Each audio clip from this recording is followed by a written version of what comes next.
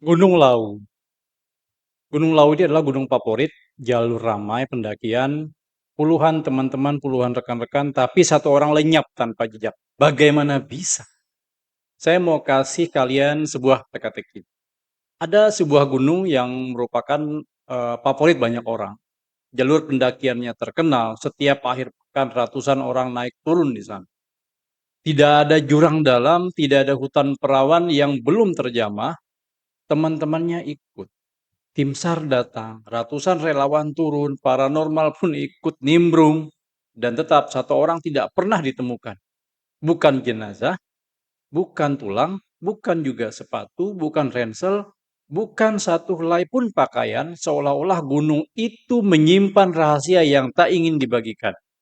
Hari ini saya ingin ajak kalian mendaki secara metaforis salah satu gunung paling populer di Jawa, yaitu Gunung Lawu.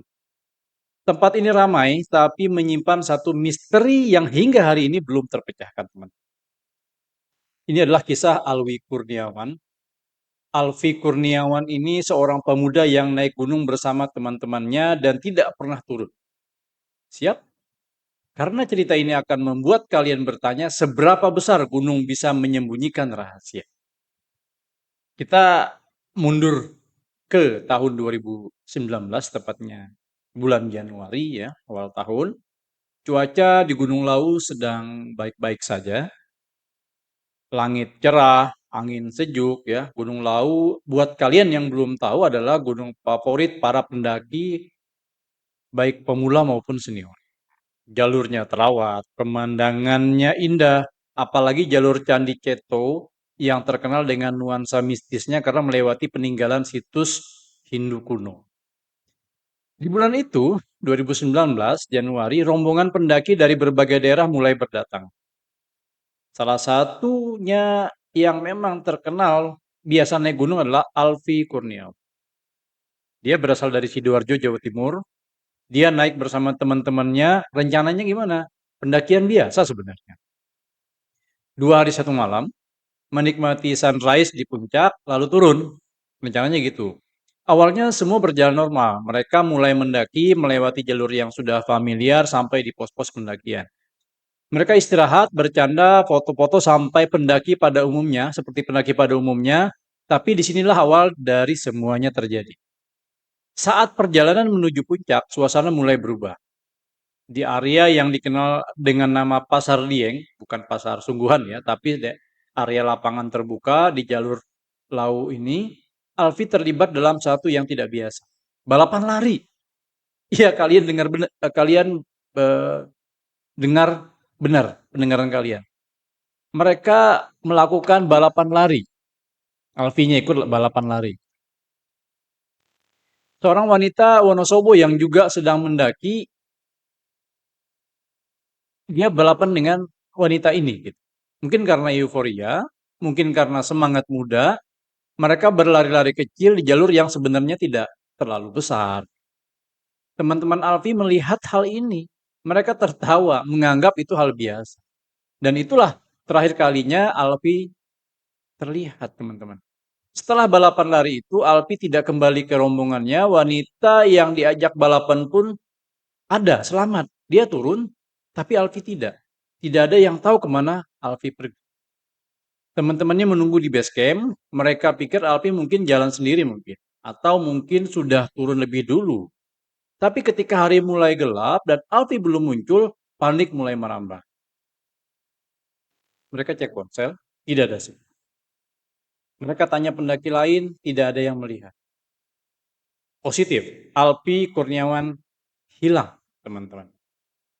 Akhirnya laporan diterima oleh tim SAR, dan disinilah operasi pencarian terbesar di Gunung Lawu dimulai.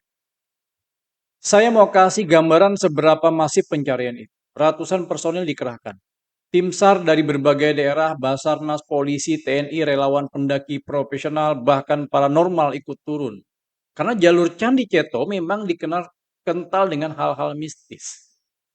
Mereka menyisir setiap sudut jalur pendakian. Dari pos terakhir, mereka lihat Alfi hingga ke puncak. Dari jalur utama hingga jalur alternatif. Dari tebing hingga jurang. Bahkan mereka mencari di aliran sungai, di semak-semak, di celah-celah bebatuan, dan hasilnya tetap tidak menemukan Alfi.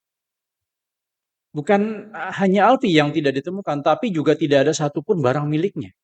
Tidak ada tas, tidak ada sepatu, tidak ada jaket, tidak ada tenda, tidak ada botol minuman, tidak ada jejak, tidak ada potongan pakaian, bahkan jejak kaki yang mengarah keluar jalur pun tidak kelihatan. Bayangkan, kalian mencari seseorang di gunung yang rutin didaki oleh ratusan orang, setiap minggu tim profesional turun tangan, mereka tahu medan, mereka tahu di mana biasanya orang tersesat atau mengalami kecelakaan. Tapi tidak ada jejak. Sama sekali tidak ada jejak. Ini yang membuat kasus Alfi berbeda dari kasus hilangnya teman-teman di gunung. Biasanya kalau pendaki hilang, setidaknya ada satu barang yang ditemukan, tanda-tanda sepatu, tas, atau setidaknya dirinya lah. Tapi di sini Gunung Lawu seolah menyimpan rahasia sempurna, menyembunyikan Alfi Kurniawan. Saya coba kasih kalian satu fakta yang saya sendiri geleng-geleng kepala. Pencarian dilakukan berminggu-minggu, teman-teman. Bukan berhari-hari, berminggu-minggu. Tim SAR bahkan menggunakan teknologi drone dan anjing pelacak, kurang apa lagi. Mereka tidak berhenti sampai semua kemungkinan peluang-peluang tertutup. Tapi pada akhirnya operasi pencarian dihentikan. Alfi Kurniawan resmi masuk dalam daftar orang hilang. Missing people. Tidak ditemukan. Hidup maupun mati atau meninggal. Dan sampai hari ini ketika kalian naik ke Gunung Lawu lewat jalur Candi Ceto, kalian mungkin akan berpikir, di mana sebenarnya Alfi? Apakah dia masih ada di sana? Apakah dia jatuh ke celah yang tidak terlihat atau ada sesuatu yang lain? Sampai di sini saya ingin kalian merenung sejenak. Gunung Lawu bukan gunung yang ekstrim, teman. Jalur Candi Ceto bukan jalur yang rawan. Ratusan orang naik turun setiap minggu. Bukan hanya pendaki lokal, tetapi juga dari luar kota, dari mancanegara. Anak-anak muda, keluarga, bahkan lansia kadang naik sampai pos tertentu. Tapi Alfi yang mendaki bersama teman-teman anak muda yang terakhir kali terlihat berlari kecil di Pasar Dieng tidak pernah ditemukan. Ada beberapa teori yang beredar di kalangan pendaki dan warga lokal. Yang pertama misal, Alfi tersesat.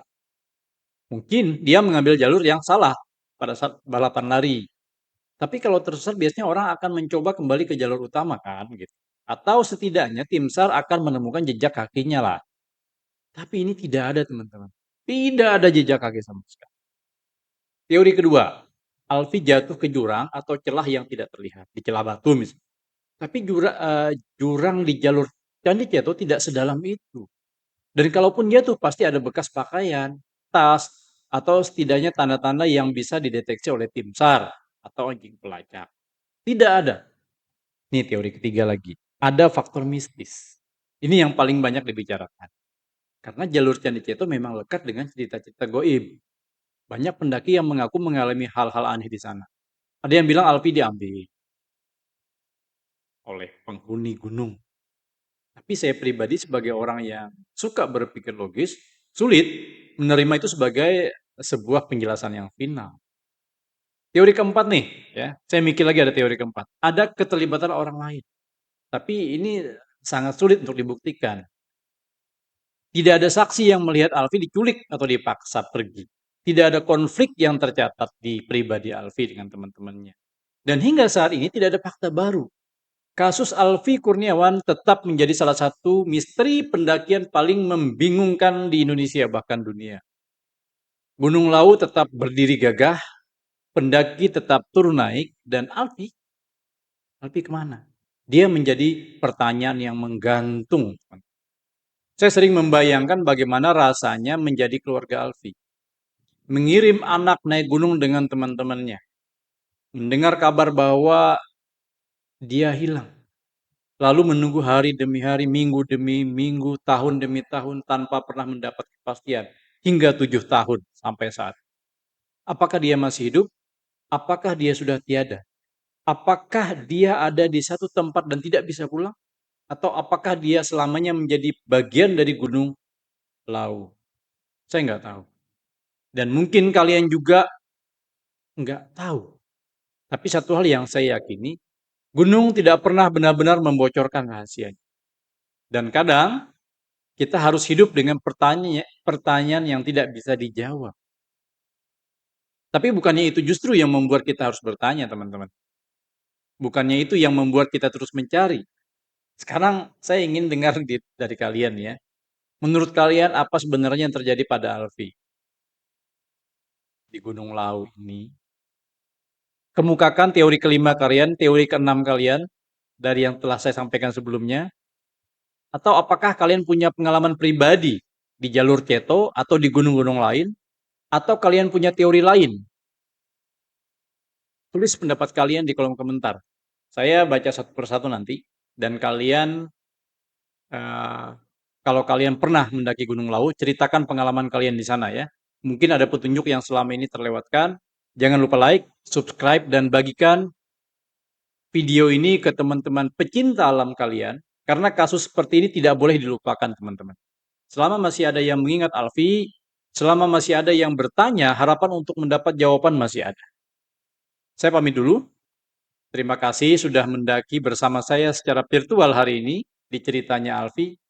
Sampai jumpa di cerita berikutnya. Tetap penasaran, tetap waspada, dan jangan pernah berjalan sendiri di jalur yang sepi. Salam, sampai ketemu. Assalamualaikum warahmatullahi wabarakatuh.